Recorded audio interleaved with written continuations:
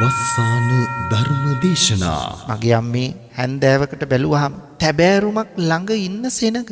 හැබැයි කෑ ගහනවා අපිට කන්න සල්ලි නැහැ. අපට අහවල් දේ ගන්න සල්ලි නැහැ කියා. ඒ වුණාට තැබෑරුම ළඟ මීමැහි පොදිය වගේ පිරීලා හැන්දෑවට.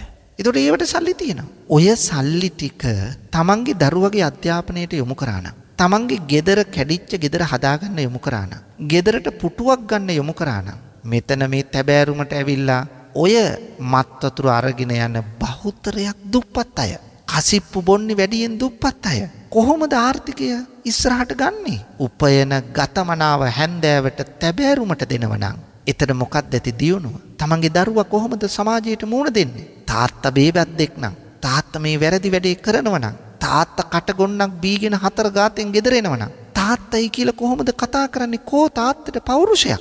ඒ නිසා ඒ පෞරුෂය තාත්ත කෙනෙක් බිඳ ගන්න එපා. ඒ පෞරුෂය බිඳ වැටෙන තැනක් තමයි මේ බීමත්කම. ඒ නිසා ඔබ බීලා තනියෙන් ඉන්නේ නැහැ. ඔය අරක්කු ගඳට, ඔය කසිප්පු ගඳට ඕවට කැමති ප්‍රේතයෝ. ඒ නිසා ප්‍රේතයෝ ඔබේ ඇඟේ එල්ලිලා ගෙදර එනවා. දැන් ඔබට සුගතියක්ද නැහැ. ගෙදර අයට සුගතියක් දෙත් නැහැ. ඔබට විතරක් අහිත පිනිස පවතිලා ගෙදර අයට ඒකෙන් බලපෑමක් නැත්තම් තවත් කමක් නැහැ. හැබැයි ඔබ ගෙදරට ගේන ප්‍රේතයෝ ටික කාටත් බලපෑම් කරනවා. ඒ නිසා මේ බීමත්කම කියන එකත් ප්‍රේතයන්ගෙන් බැටකෑම සඳහා හේතු වන බරපතල කරුණක් බව හිතට ගන්න. මේක හිතන්නේ නැහැ බොහෝ දෙනෙක් පින්නතුනි. දිනපතා නවතම ධර්ම දේශනා ශ්‍රවණය කිරීමට වස්සාන ධර්ම දේශනා අපගේ YouTube නාලිකාව දැන්ම subscribe කරන්න. බෙල් අයිකනය ක්ලික් කරන්න. වස්සාන ධර්ම දේශනා YouTube නාලිකාව ඔස්සේ ප්‍රචාරය වන මෙම සුමధుර ධර්මානුශාසනාව වෙනුවෙන් පින්බර දායකත්වයෙන් කටයුතු කළේ ඊශ්‍රායලයේ සිට LAM ස්වර්ණලතා අධිකාරී මහත්මිය සහ දෙලන ස්වර්ණමාලී මහත්මිය යන පින්වත් දෙදෙනාය.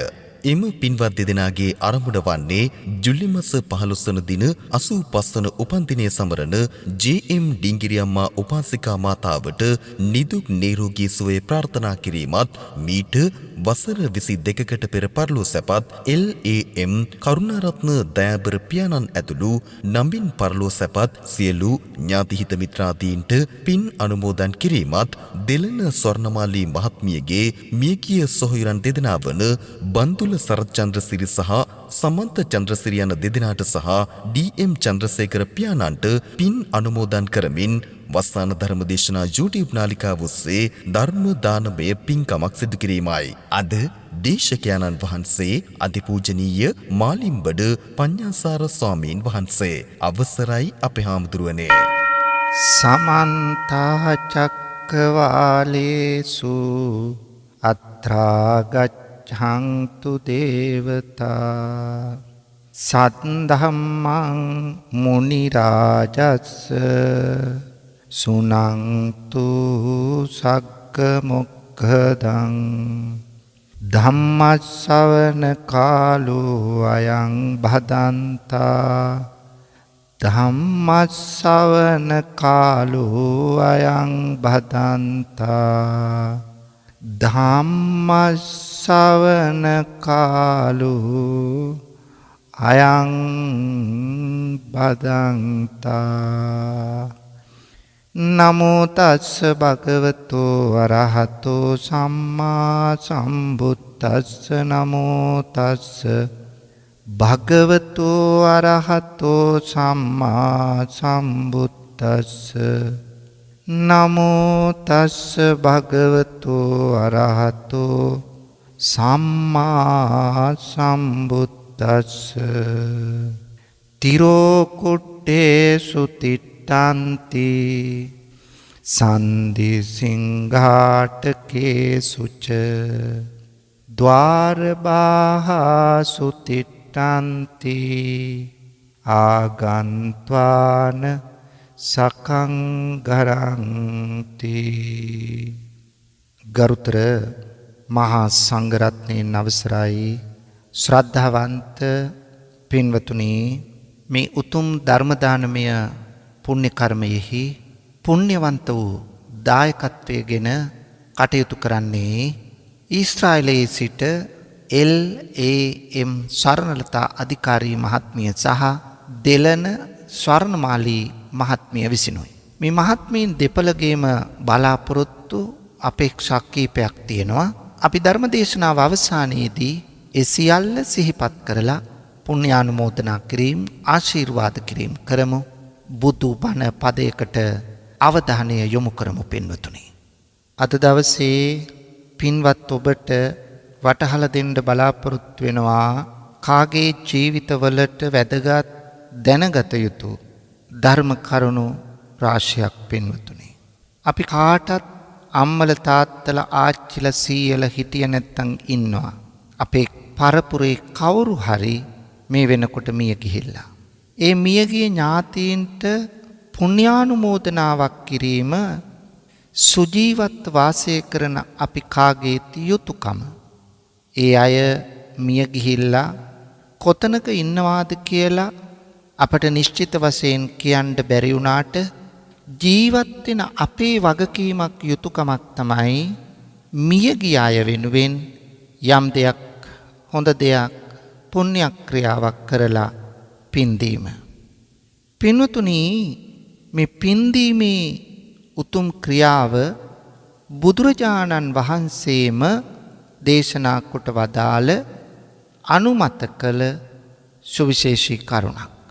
එදා බුදුරජාණන් වහන්සේ බරණැස ඉසිපතනාරාමේ පස්වග තවුසන් උදෙසා ප්‍රථම සූත්‍ර දේශනාව වන ධම්මචක්කප්පවත්තන සූත්‍රය දේශනා කරලා ඒ අය පිළිවෙලින් සෝවාන් තලයට පමුණුවලා පස් දිනාම එකතු කරලා අනත්ත ලක්කන සූත්‍රය දේශනා කිරීමෙන් රහත් භාවයට පත් කළා. මේ පස් දිනාටම ලබා දුන්නා ඒහි භික්ෂු පැවිදි උපසම්පදාව. මොකද්ද පින්වතුනි ඒහි භික්ෂු පැවිදි උපසම්පදාව කියලා කියන්නේ? බුදුරජාණන් වහන්සේ පැවිද්දට සුදුසු සංසාරේ ඒ සඳහා පුණ්‍ය කර්ම කරලා තියෙන පිරිස අමතා බුදුරජාණන් වහන්සේ තමන්ගේ දකුණු ශ්‍රී හස්තය දිගුකොට අර පිරිසට කතා කරනවා. ගිහි පිරිස අමතමින් කතා කරනවා මහාන මෙහි එන්න කියා. ඒහි බික්කු චර බ්‍රහ්මචරියං සම්මා දුක්ඛස්ස අන්ත කිරියාය. මහාන මෙහි එන්න බඹසරෙහි හැසිරෙන්න දුක් කෙලවර කරන්න කියලා කතා කරනවත් සමගින් අර ගිහි අයගේ ගිහිවෙස් අතුරුදන් වෙලා සිවුරු පෙරවිල හිසකෙස් කැපිලා බුදුරජාණන් වහන්සේ ඉදිරියේ මහා තෙර නමකගේ විලාසයේ දක්වමින් පෙනී සිටිනවා. මේ ඒහි භික්ෂු පැවිදි උපසම්පදාව පින්වතුනි දෙන්න පුළුවන් ලෞතුරා බුදු කෙනෙකුට පමණයි. ඒකට සංසාරේ අවශ්‍ය කරන පුණ්‍ය කර්ම කුසල කර්ම කරලා තියෙන්නත් ඕන. මේ පස් දිනා පැවිදි උපසම්පදා කරලා ඊට පස්සේ පැමුණුණා යසකුල පුත්‍රයා ප්‍රදාන පිරිස. ඒ පිරිසට දහම් දේශනා කරලා ඒ අයත් සෝවාන් මග්ගඵල නුවණින් සනසලා පළමුව ඒහි භික්ෂු පැවිදි උපසම්පදාව අනතුරුව ලබා දුන්නා. ඉන්පසුව ඒ පිරිසත් රහත් භාවයට පත් කළා.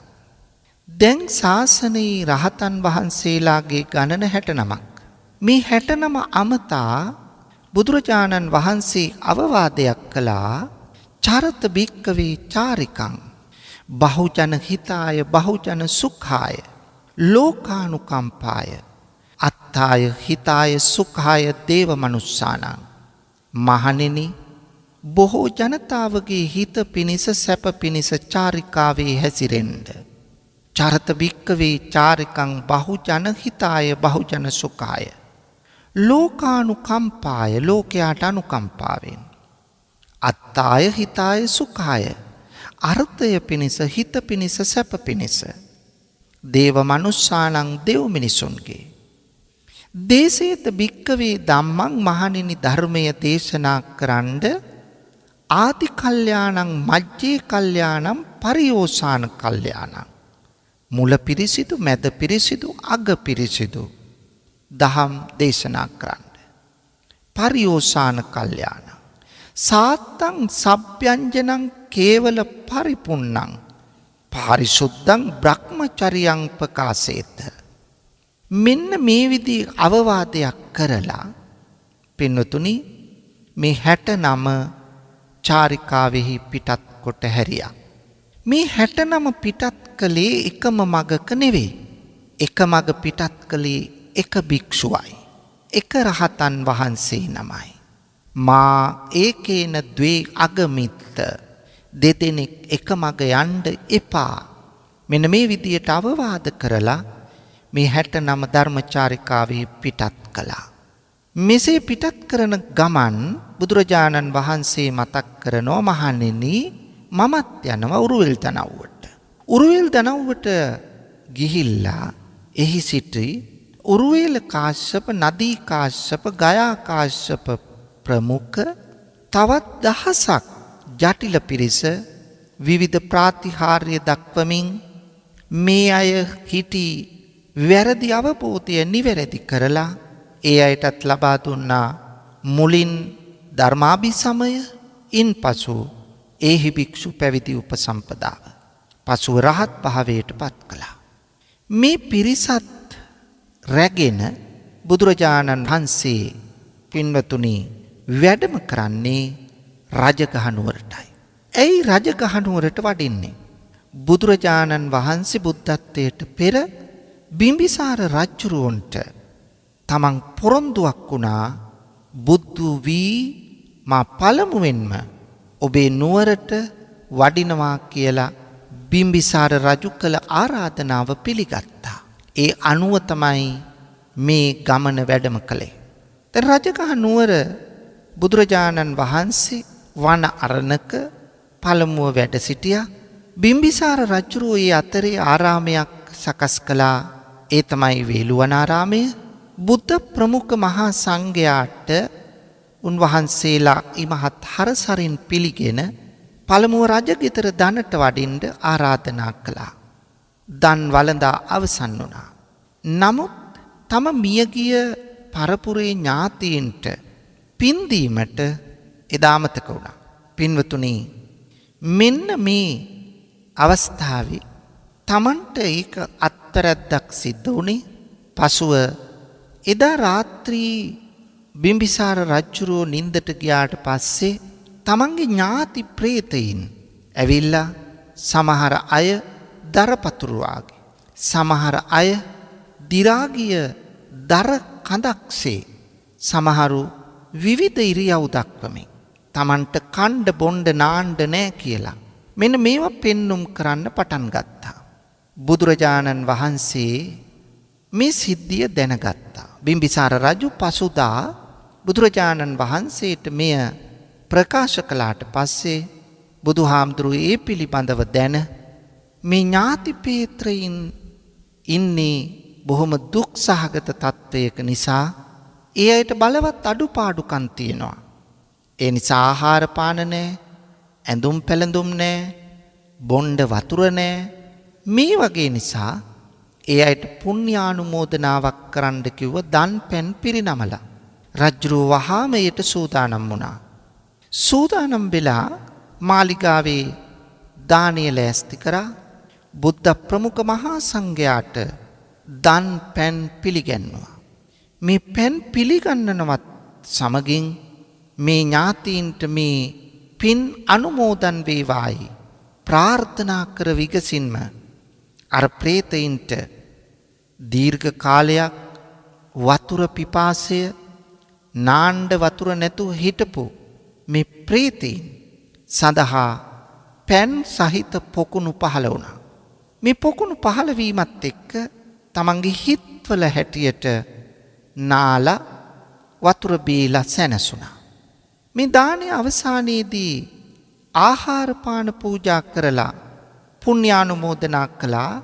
එහි ප්‍රතිවිපාකයක් හැටියට මේ අයට දිව්‍ය භෝජනවන් ආහාර ලැබෙන්න පටන් ගත්තා. බුද්ධ ප්‍රමුඛ මහා සංඝයාට කළ වස්ත්‍ර සිවුරු පිරිකර පූජාවේ ආනිසංස අනුමෝදන් කිරීමත් සමගින් ඒ අයට වස්ත්‍ර සලුපිලි ලැබෙන්න පටන් ගත්තා. පින්නතුනි බිම්බිසාර රජු අමතා තමයි බුදුරජාණන් වහන්සේ මේ තිරෝකුඩ්ඩ සූත්‍ර දේශනාව දේශනා කොට වදාළේ. මේ තිරෝකුඩ්ඩ සූත්‍ර දේශනාවෙන් බුදුරජාණන් වහන්සේ අනාවරණය කරනවා. එතෙක් කලක් නොතිබිච්ච දේ අද සිට පටන් ගන්න.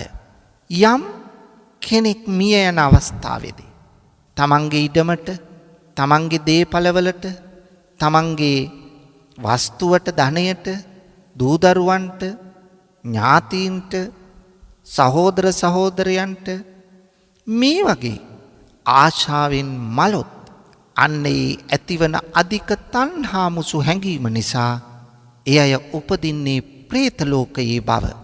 දැන් අපි පින්කමක් කරලා පින්නතුනි ඔබ ජීවිතේ පින් දීලා ඇති ඕන තරම්. හැබැයි මේ දුන් පින සියලු දෙනාට ලැබෙනවාද? මොන වගේ අයටද පින් ලැබෙන්නේ? මොන වගේ අයටද පින් නොලැබෙන්නේ? දැන් පින්නතුනි මනුෂ්‍ය ලෝකයේ කෙනෙක් මේ භවයෙන් චුත වෙලා ගිහිල්ලා පිළිසිඳ ගන්නවා මව් කුසක. මේ පිළිසිඳගත් දරුවා මේ ලෝකෙට බිහි වෙනවා. දැන් අපි මිය ගිය කෙනා සිහිපත් කරලා පින් දෙනවා.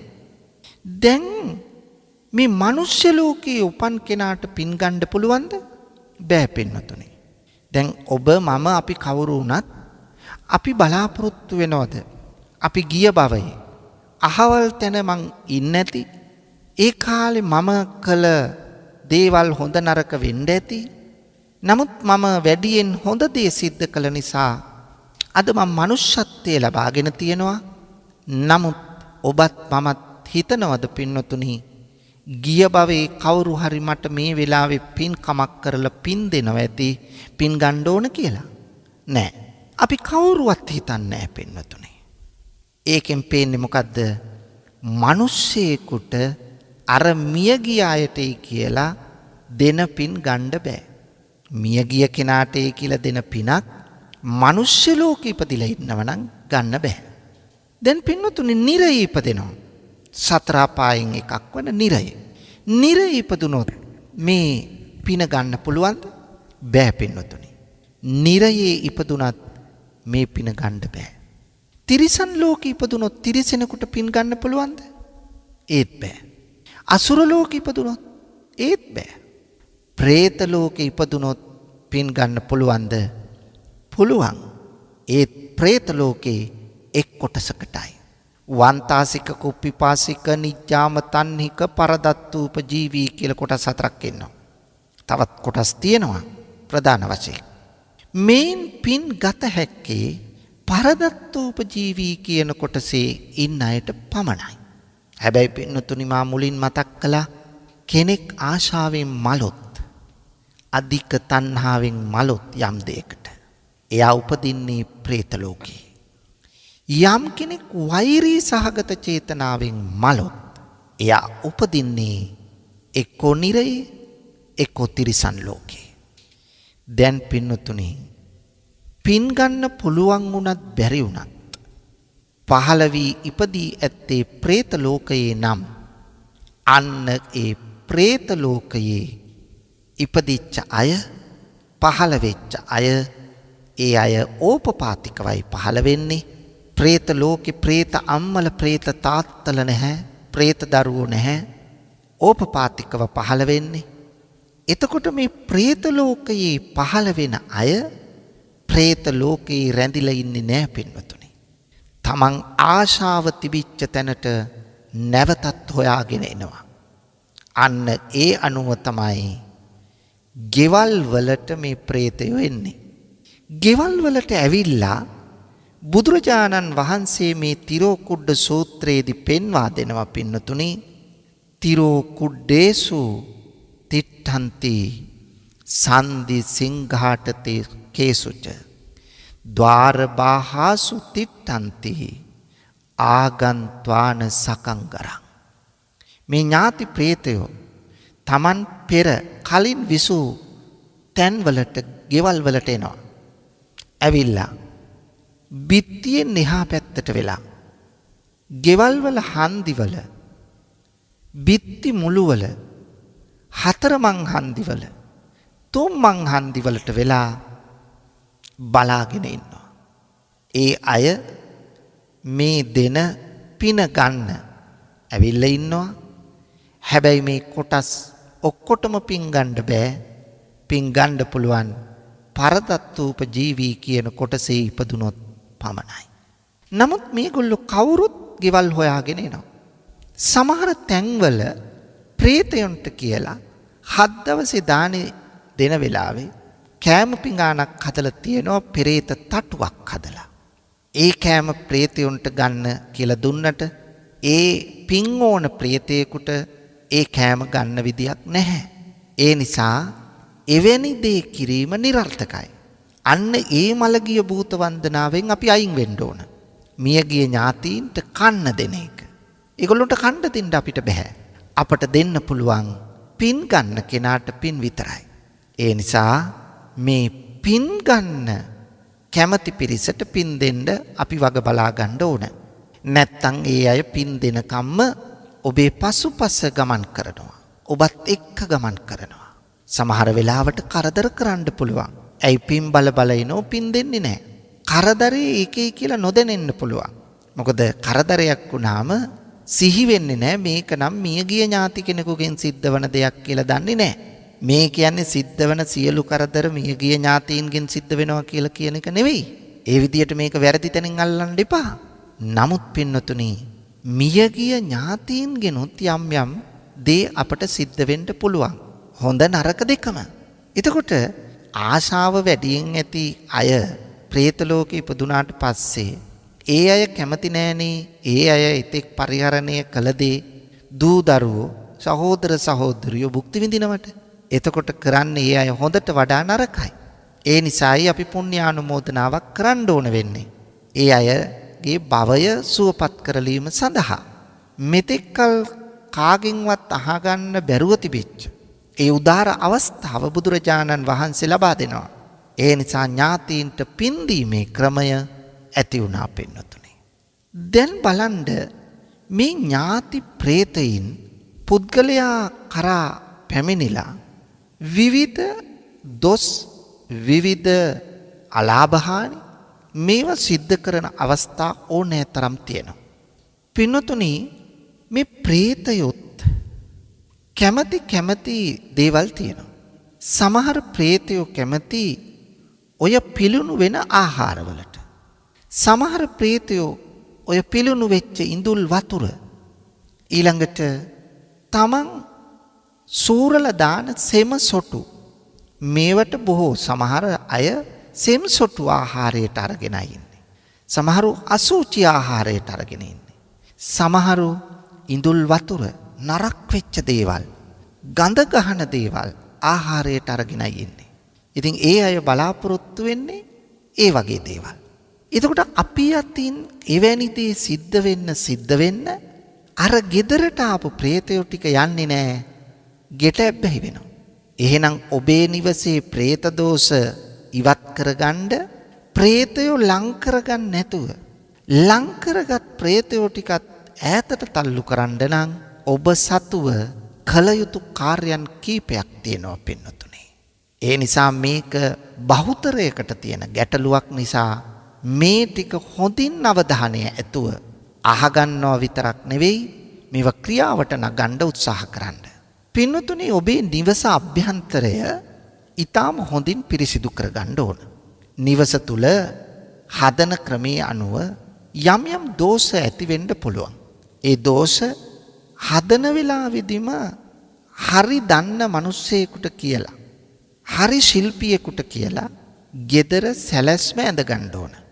නැත්තම් ගේ හදලා ඉවර වෙලා අපි හැදුගේ හොඳද කියලා බලන්න දෛවඥයෙක් ළඟට හෝ වාස්තු විද්‍යාඥයෙක් ළඟට හෝ එහෙම නැත්තම් එවැනි දැනුමක් ඇති අය ළඟට ගිහිල්ලා වැඩක් නැහැ.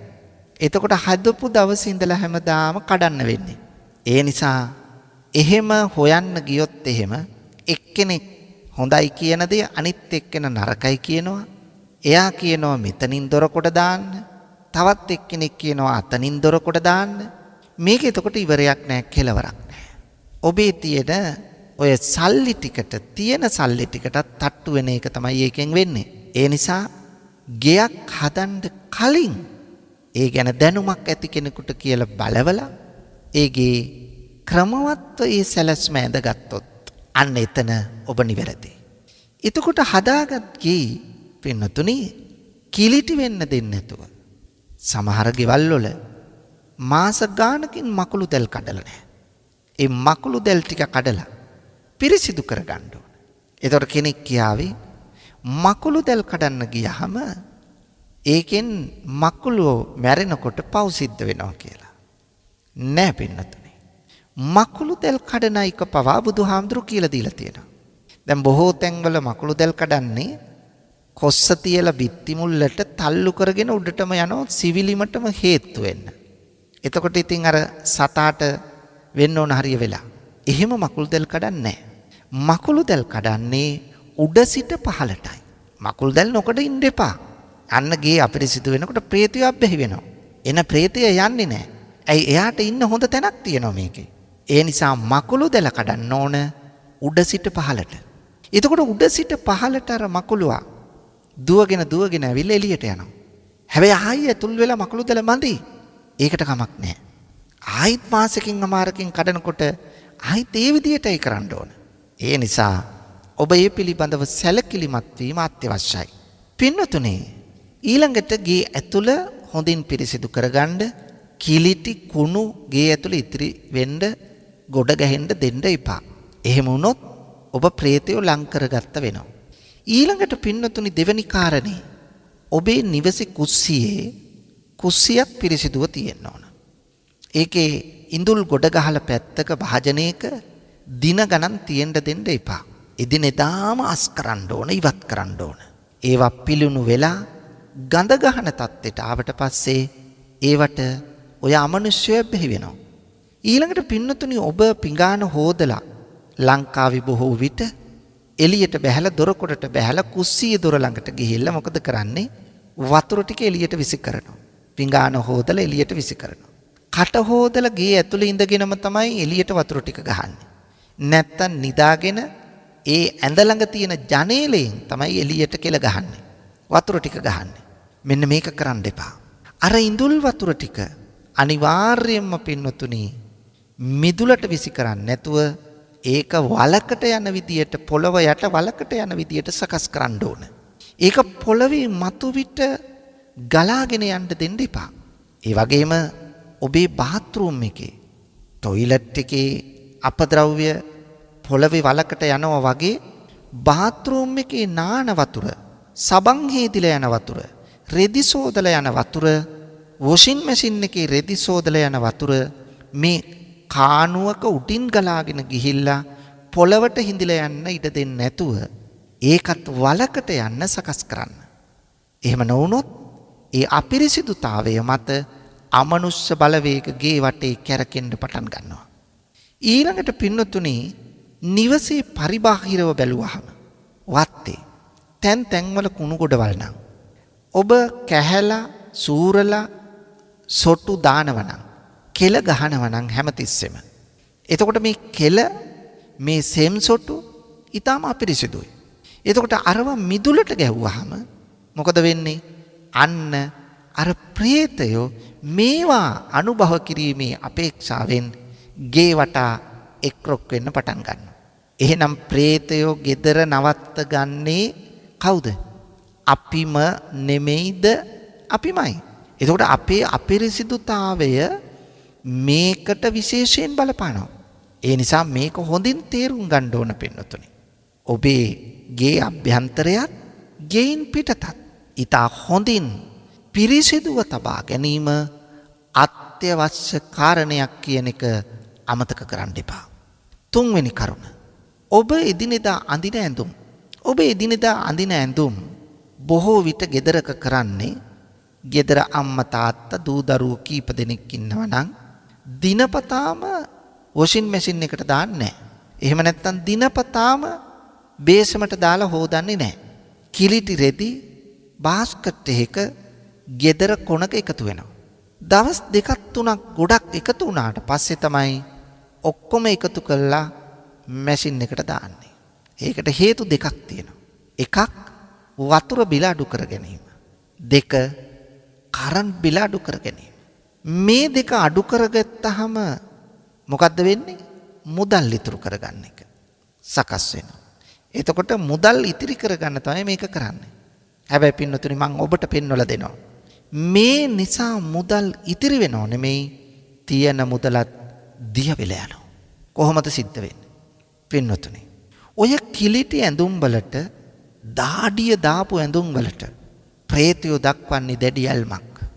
ඒ නිසා මේ ඇඟෙන් පිට වෙන දාඩිය කියන්නේ අපද්‍රව්‍ය. සෙම්සොටු වගේම අපද්‍රව්‍ය. දැඩි දුර්ගන්ධයක් තියෙන දේවල්. ඒ නිසා අන්න ඒවට මොකද වෙන්නේ? ඒවා සහිතව අර බාස්කට් එකේ දින 2-3ක් කිලිටි ඇඳුම් එකතු වෙනකොට අර දාඩිය ගඳට කිලිටි ගඳට අන්න ඒ බාස්කට් එකට ප්‍රේතයෝ ඇබ්බැහි වෙනවා. දැන් අපි කවුරුවක් හිතන්නෙත් නැහැ, දන්නෙත් නැහැ, පේන්නෙත් නැහැ. කාටවත් පේන්නේ නැහනේ. හැබැයි පින්නතුනි ගේ ඇතුලේ මෙහෙම ප්‍රේතයෝ එකතු වෙනකොට ඔන්න gedara විවිධ ආපදා ඇති වෙන්න පටන් ගන්නවා. මොකද වෙන්නේ? හිටි ගමන් එක දරුවෙක් ලෙඩ වෙනවා. නැත්තම් අම්මා ලෙඩ වෙනවා, තාත්තා ලෙඩ වෙනවා. දැන් මොකද කරන්නේ?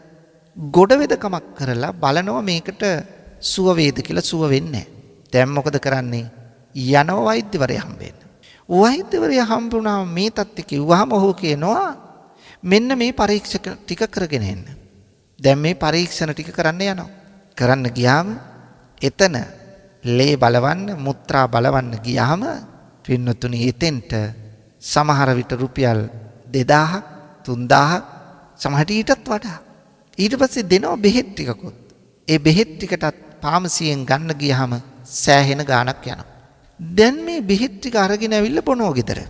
දැන් හිතන්නේ ලෙඩක් හැදුන ලෙඩට බෙහෙත් ගත්තා. දැන් අර പ്രേත දෝෂයකින් මේක වුණා කියලා පිළිගන්නේ නැහැ අපි. ඒක දන්නෙත් නැහැ. පුරුදු විදියට වතුර බිල අඩු කරගෙන, කරන්ට් බිල අඩු කරගෙන, මාසෙ වියදම අඩු කරගන්න තමයි බැලුවේ. හැබැයි එතනින් මාසෙ බිල අඩු වුණා වගේ දැනුණට මේ പ്രേතයන් නැබ්බැහි වීමේ ප්‍රතිඵලය නිසා මොකද වුනේ? පින්වතුනි අර එක්කෙනෙක් ලෙඩ කරලා නිසා එයාට යනවා වියදම අර වතුර බිල, කරන්ට් බිල වගේ 3-4 ගුණයක්. දැන් අපි ඇත්ත දැනගෙන කටයුතු කළාද? නැහැ. අපි මේකේ යථාර්ථය දන්නේ නැහැ. ඒ නිසා මා යෝජනා කරනවා ඔබට. අර ලෙඩ වුණු කෙනා ලෙඩ නොවි ඉන තත්ත්වයට පත් කරගත්තා නම් මම මේ කියන්නේ හැදෙන සියලුම ලෙඩ പ്രേත දෝෂ කියලා නෙවෙයි. එතන මිත්‍යාවට වැටෙන්න එපා. ඕනම ලෙඩක් හැදුනහම මේක නම් പ്രേත දෝෂයක්. ඒ තැනට වැටෙන්න එපා. අපට හැදෙන ලෙඩ මානසික අසනීප තත්ත්වයන් තියෙනවා, කායික අසනීප තත්ත්වයන් තියෙනවා. සබ්බේ පුතුජනා උම්මත්තකා සියලුම අය සඳහා විවිධ මානසික අසීරුතා තියෙනවනේ. කාටත් ලෝභ දේශ මොහ බලපානවනේ. ඒ නිසා සියල්ල ප්‍රේතයන්ට බැර කරන්න එපා. හැබැයි ඒ අතරේ പ്രേත දෝෂ නිසාත් සිද්ධ වෙන දේවල් තියෙනවා. ඒකත් අමතක කරන්න එපා. ඒ නිසා මා යෝජනා කරන්නේ ඔබේ එදිනෙදා කිලිටිවන රෙදි, එදිනෙදා ඇඳලා පැත්තකට දාන රෙදි එදිනෙදාම හැන්දෑවේ හොදන්න. අර වතුර බිල, අර කරන්ට් බිල ගැන එතන හිතන්න එපා. ඒකට බිල ගියාට අර දරුවා ලෙඩ වෙන එක වළක්ව ගන්න පුළුවන්. දරුවා හරි දෙමාපියෝ හරි ලෙඩ වෙන එක වළක්ව ගන්න තිබුණා. ඒ නිසා එතන සුළුවෙන් ඉතුරු කරන ගානට වඩා 3-4 ගුණයක් බෙහෙත් ගන්න ගියාම යනවා. ඒ නිසා අපි ඊට වඩා බුද්ධිමත් නැද්ද? එදිනෙදා රෙදි ටික හොදලා පිරිසිදු කරගත්තනම් පින්නතුනි අර හැදෙන ලෙඩ වලින් අපිව ආරක්ෂා වෙනවා. එතකොට මුදලත් ඉතුරු වෙනවා. මේ කෙනෙක් නොසිතන පැත්තක්ම තමයි මම මේ මතක් කරලා දුන්නේ. සහුගත දෙනෙක් මේ ගැන හිතන්නේ නැහැ. ඒ නිසා කිලිටි ඇඳුම් ඔබට තියෙන ඇඳුම් 2ද 3ද 4ද 5ද ගැටලුවක් නැහැ. තියෙන ඇඳුම සෝදා පිරිසිදු වඳින්න. එහෙම නැත්නම් ඔබට പ്രേතයන්ගෙන් බලපෑම් අනිවාර්යෙන්ම එනවා, වළක්වන්න බෑ පින්නතුනි. ඒ වගේම ඔබේ නිවසේ ඔබ රෙදි වනන්න ලණුවක් හරි එහෙම නැත්නම් ප්ලාස්ටික් වැලක් හරි නූලක් හරි අදිනවා. ඇදලා තමයි මේ රෙදි ටික වනන්නේ. එහෙම නැත්නම් ඇඳුම් දාන කිසියම් රැක් එකක් හරි මොනවා හරි දෙයක ඇඳුම් දානවා. නමුත් gedara හොදන රෙදි ඔක්කොම ඒකේ දාන්න බෑ. ඒ නිසා වැලක් බැඳලා වැලේ දානවා. හැබැයි මේ වැලේ දාන්නේ ඔබ හොදපු රෙදිත් දානවා. සමහර වෙලාවට කොහේ හරි ගිහිල්ලා ගමනක් ගිහිල්ලා ඇඳගෙන ඇවිල්ලා ඒ දාඩිය වේලෙන්නත් මේ වැලේ රෙදි දානවා. දැන් අපි මොකද කරන්නේ? ඔය ගැන නොතකා මේ වැල යටින් අපි එහාට මෙහාට යනවා. දැන් මේවා මිත්‍යා මත කියලා කෙනෙක් බැහැර කරන්න පුළුවන්. ඒකට කමක් නැහැ. නමුත් මම මේ ඇත්ත දේ පැහැදිලි කරන්න. මේ පින්නතුනි ඔබට හැම කෙනෙකුටම ඉෂ්ට දේවතාවෙක් ඔබත් එක්ක ඉන්නවා. ඒ පිළිබඳව මා තව දේශනාවකින් ඉදිරියේදී පැහැදිලි කරලා දෙන්නම්. ඉෂ්ට දේවතාවෙක් ඔබට ඉන්නවා. මේ ඔබත් එක්ක ඉන්න ඉෂ්ට දේවතාවා කැමති නැහැ ඔබ අර පිළිවෙල් යටින් යනවට. එතකොට ඒ අපිරිසිදු දෙයක යටින් යන්නේ ඔබ. දැන් මම මේ තුල කියලා දෙන්නේ ඔබට පින්නතුනි විද්‍යාත්මක එහෙත් විද්‍යා වචන භාවිත නොකර ඔබ තුල තියෙන මේ වැරදි ක්‍රමවේදයන් ඔබෙන් අයින් කරන්න. ඒ නිසා පිළිවෙල් වලින් යටින් යෑමත් ඔබට සුවදායක තත්වයක් ගෙන දෙන්නේ නැහැ. ඒ නිසා ඔබ ඒනොත් ඉවත් වෙන්න ඕන. ඒකත් ඔබට යහපත පිණිස නෙවෙයි අයහපත පිණිසයි පවතින්නේ. ඒ නිසා කොහේ හරි අයිනක මේ වැල බැඳලා ඒකේ රෙදි දාලා තියෙනවා නම් ඔබට මේකේ යටින් රින් ගන්න ආයි යන්න අවශ්‍යතාවයක් නැහැ. ඒ නිසා මේකත් ඔබ හිතට ගත්තොත් මා හිතන්නේ හොඳයි. ඊළඟට පින්නතුනි පස්වෙනි කාරණේ තමයි gedara කවුරු හරි බීමත් කමින් ඉන්නවනම්. සමහර අය හැන්දෑවට හැමදාම අරක්කු බීලා ඉන්නේ. සමහරු කසිප්පු බොන්නේ. සමහරු ගංජා බොන්නේ. පින්නතුනි දැන් මේ හැමදාම කසිප්පු ගහන්න ගියාම අරක්කු ගහන්න ගියාම තමා තුල එන්නේ යහපත් පැවැත්මක්ද අයහපත් පැවැත්මක්ද? අයහපත් පැවැත්මක්. මේ අරක්කු දැන් බලන්න පෙරේතයින්ට ඔය ප්‍රේතයෝ එළවන වෙලාවට ඔවුන්ට දෙනවා අරක්කු කසිප්පු ඒ වගේ දේවල්. මොකද සමහර ප්‍රේතයෝ මේ කසිප්පු වලට මේ අරක්කු වලට කැමති. එතකොට ගෙදර තාත්තා කසිප්පු බීලා ගෙදරට එනවනම් අරක්කු බීලා ගෙදරට එනවනම් පින්නතුනි මොකද වෙන්නේ? ප්‍රේතයෝ ටිකත් මග ඉන්න ප්‍රේතයෝ ටිකත් ඇඟේ එල්ලගෙනද එන්නේ නැද්ද? ඇඟේ එල්ලගෙන සමහර වෙලාවට ගෙදරට ඇවිල්ලා ගෙදර ඇතුලේ හතර ගාතින් වැටෙනවා. වැටිලා වමනේ දානවා. දැන් මේ වමනේ කන්න එන්නේ කවුද? ප්‍රේතයෝ. ඒ නිසා ඔබේ තාත්තා අහගෙන ඉන්නවනම් ගෙදර ප්‍රධානියා බීමත් කම නතර කරන්න. ඔබේ නිවසට ඔබට අඹදරුවන්ට ආදරයක් තියෙනවනම් ඇයි බැරි? මේක කරන්න ඇයි බැරි? මගේ අම්මේ හැන්දෑවකට බැලුවාම තැබෑරුමක් ළඟ ඉන්න සෙනඟ. හැබැයි කෑ ගහනවා අපිට කන්න සල්ලි නැහැ. අපට අහවල් දේ ගන්න සල්ලි නැහැ කියා. ඒ වුණාට තැබෑරුම ළඟ මීමෙහි පොදිය වගේ පිරීලා හැන්දෑවට. ඒතකොට ඒවට සල්ලි තියෙනවා. ඔය සල්ලි ටික තමන්ගේ දරුවගේ අධ්‍යාපනයට යොමු කරා නම්, තමන්ගේ ගෙදර කැඩිච්ච ගෙදර හදාගන්න යොමු කරා නම්, ගෙදරට පුටුවක් ගන්න යොමු කරා නම්, මෙතන මේ තැබෑරුමට ඇවිල්ලා ඔය මත් වතුර අරගෙන යන බහුතරයක් දුප්පත් අය, කසිප්පු බොන්නේ වැඩියෙන් දුප්පත් අය කොහොමද ආර්ථිකය ඉස්සරහට ගන්නේ? උපයන ගතමනාව හැන්දෑවට තැබෑරුමට දෙනව නම් එතන මොකක්ද ඇති දියුණුව? තමන්ගේ දරුවා කොහොමද සමාජයට මුහුණ දෙන්නේ? තාත්තා බේබැද්දෙක් නම්, තාත්තා මේ වැරදි වැඩේ කරනවා නම්, තාත්තා කටගොන්නක් බීගෙන හතර ගාතෙන් ගෙදර එනවා නම් තාත්තයි කියලා කොහොමද කතා කරන්නේ? කෝ තාත්තට පෞරුෂයක්? ඒ නිසා ඒ පෞරුෂය තාත්තා කෙනෙක් බිඳ ගන්න එපා. ඒ පෞරුෂය බිඳ වැටෙන තැනක් තමයි මේ බීමත්කම. ඒ නිසා ඔබ බීලා තනියෙන් ඉන්නේ නැහැ. ඔය අරක්කු ගඳට, ඔය කසිප්පු ගඳට ඕවට කැමති ප්‍රේතයෝ. ඒ නිසා ප්‍රේතයෝ ඔබේ ඇඟේ එල්ලිලා ගෙදර එනවා. දැන් ඔබට සුගතියක්ද නැහැ. ගෙදර අයට සුගතියක් දෙත් නැහැ. ඔබට විතරක් අහිත පිනිස පවතිලා ගෙදර අයට ඒකෙන් බලපෑමක් නැත්තම් තවත් කමක් නැහැ. හැබැයි ඔබ ගෙදරට ගේන ප්‍රේතයෝ ටික කාටත් බලපෑම් කරනවා. ඒ නිසා මේ බීමත්කම කියන එකත් ප්‍රේතයන්ගෙන් බැටකෑම සඳහා හේතු වන බරපතල කරුණක් බව හිතට ගන්න. මේක හිතන්නේ බොහෝ දෙනෙක් පින්නතුනි. 6 වෙනි කරුණ. ඔබ තුල තියෙන අධික ආශාවන් තියෙනවා. මේ අධික ආශාවන් ඔබ අත්හරින්න ඕන. මොකද මැරෙන දවසට කොච්චර අධික ආශාව තිබුණත් යමක් ගෙනියන්න බෑනේ.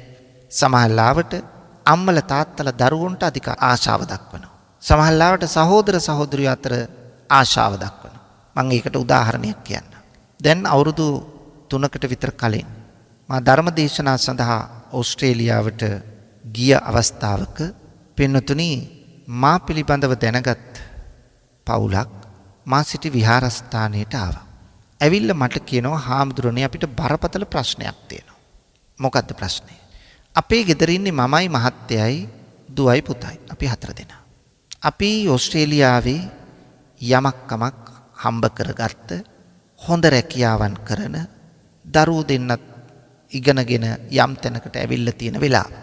හැබැයි හාමුදුරනේ මගේ මහත්තයා දැන් මේ මාස කීපයක පටන් කවදාවත් එයා බීපු කෙනෙක් නෙවෙයි. එයා දැන් බොන්න පටන් අරන්. මට හිතා ගන්න බෑ. රැට නිදා ගන්න ගියාම මොනවද කියවනවා? ඒකක්වත් මට තේරෙන්නේ නැහැ. ඒව සිංහලත් නෙවෙයි ඉංග්‍රීසිත් නෙවෙයි. මන් දන්නේ නැහැ හාමුදුරනේ මොනවද කියලා. ඔහොම කියවන අතරේ දැන් මේ ළඟකදී ඉඳලා එයා හොන්තටම බීලා ගෙදර එනවා. හැබැයි හාමුදුරනේ වැනෙන්නේ නැහැ. හොන්තට කෙලින් ඇවිදගෙන එනවා.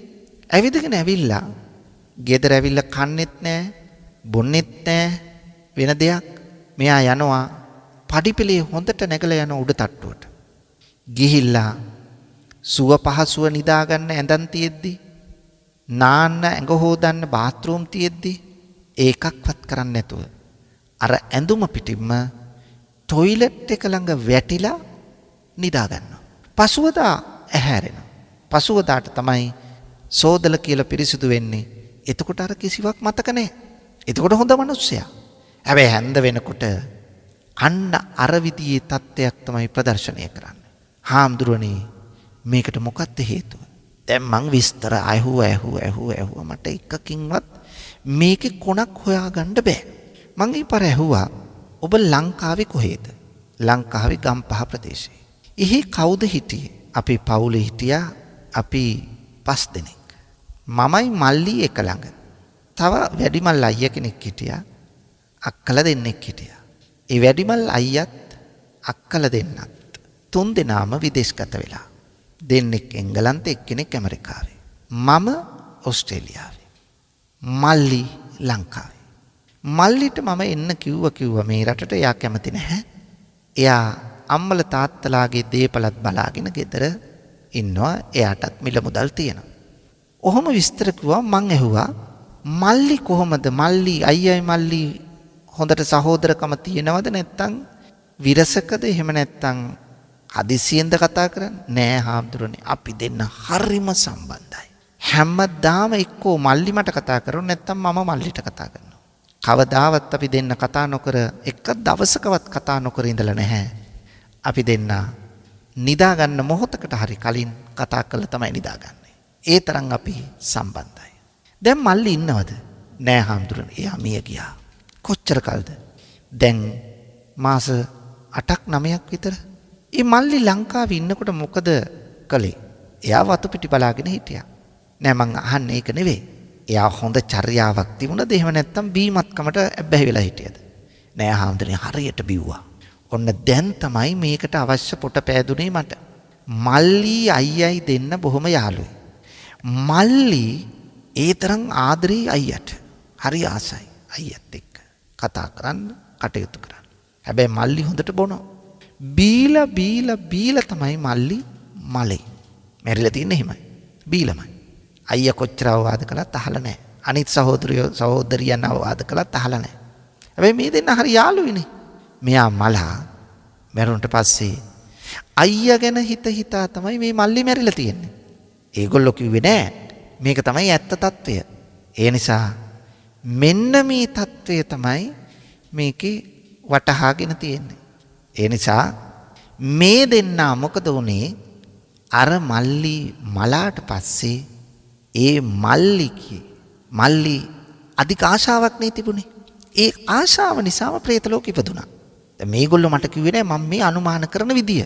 අන්නේ പ്രേත ලෝකෙ ඉපදිච්ච අර මල්ලි එයාට බීමත්කම අධිකව ඕන. ඒ නිසා දැන් අයියගේ ඇඟට ආවා. දැන් අයියගේ ඇඟට ඇවිල්ලා අර මල්ලිගේ අවශ්‍යතාව කළා දෙනවා. මොකද අවශ්‍යතාව? බොන එක.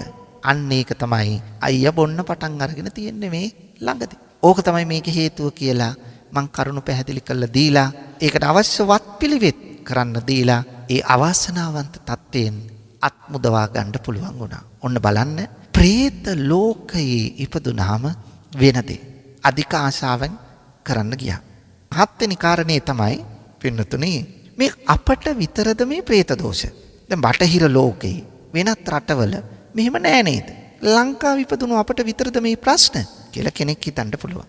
පින්නතුනි പ്രേත ලෝකය ගැන අදෘශ්‍යමාන ලෝකය ගැන නොපෙනෙන ලෝකය ගැන අපට වඩා පරිේෂණ කළා තියෙන්නේ බටහිර ලෝකේ. ඕන තරම් තියෙනවා.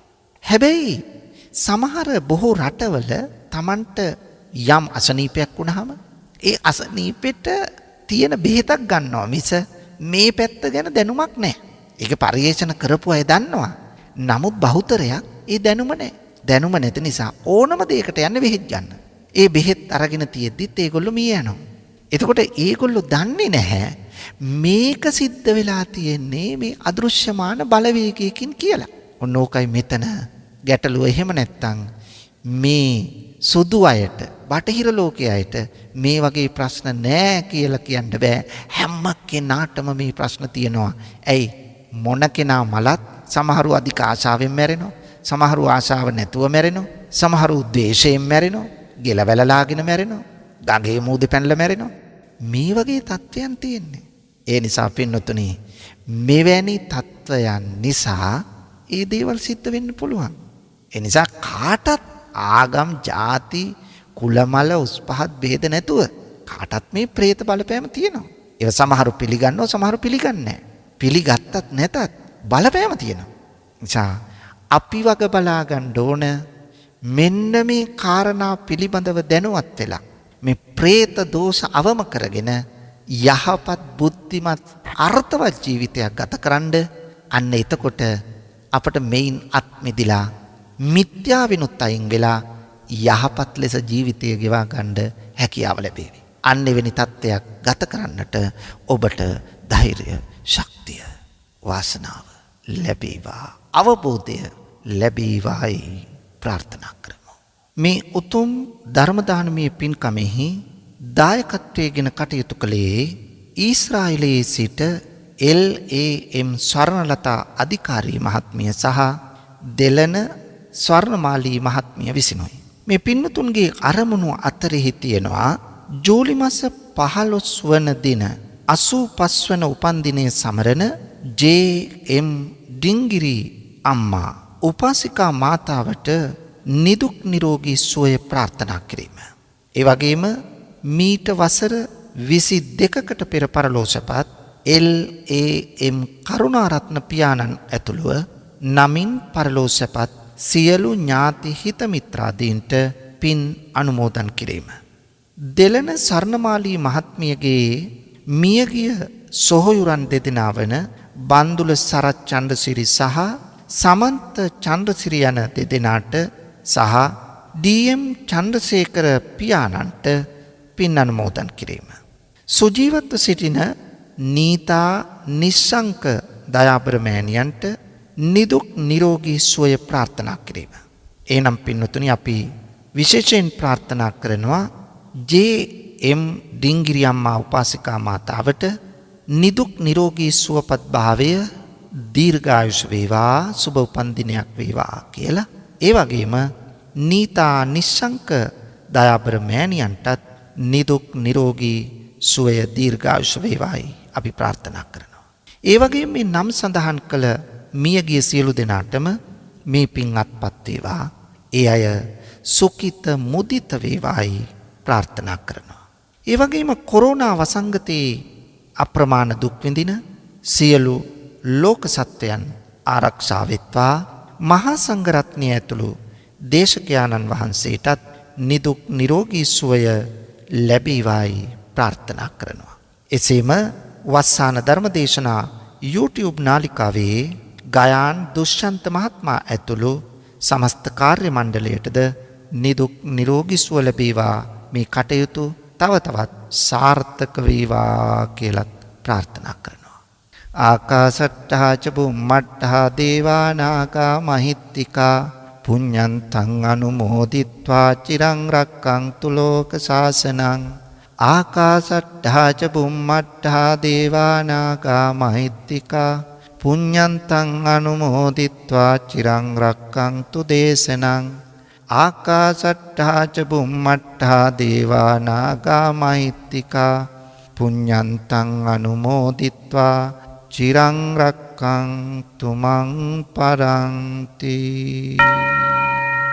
වස්සාන ධර්මදේශනා YouTube නාලිකාවේ ප්‍රචාරය වූ මෙම සුමුදුරු ධර්මානුශාසනාව වෙනුවෙන් පින්බර දායකත්වයෙන් කටයුතු කළේ ඊශ්‍රායලයේ සිට LAM ස්වර්ණලතා අධිකාරී මහත්මිය සහ දෙලන ස්වර්ණමාලී මහත්මිය යන පින්වත් දෙපළයි. එම පින්වත් දෙදෙනාගේ ප්‍රධාන අරමුණ වන්නේ ජූලි මාස 15 වන දින 85 වන උපන්දිනය සමරන JM ඩිංගිරි අම්මා උපාසිකා මාතාවට නිදුක් නිරෝගී සුවය ප්‍රාර්ථනා කිරීමත් මීට වසර 22කට පෙර පරලෝ සැපත් LAM කරුණාරත්න පියාණන් ඇතුළුව නමින් පරලෝ සැපත් සියලුම ඥාති හිත මිත්‍රාදීන්ට පින් අනුමෝදන් කිරීමත් දෙලන ස්වර්ණමාලී මහත්මියගේ මියගිය සොහොයුරන් දෙදෙනා වන බන්දුල සරත් චන්ද්‍රසිරි සහ සමන්ත චන්ද්‍රසිරි යන දෙදෙනාට සහ DM චන්ද්‍රසේකර පියාණන්ට පින් අනුමෝදන් කිරීමත් සුජීවත්ව සිටින නීතා නිශ්ශංක දයාබර මෑණියන්ට නිදුක් නිරෝගී සුවය ප්‍රාර්ථනා කිරීම යන උතුම් අරමුණු පෙරදරිවයි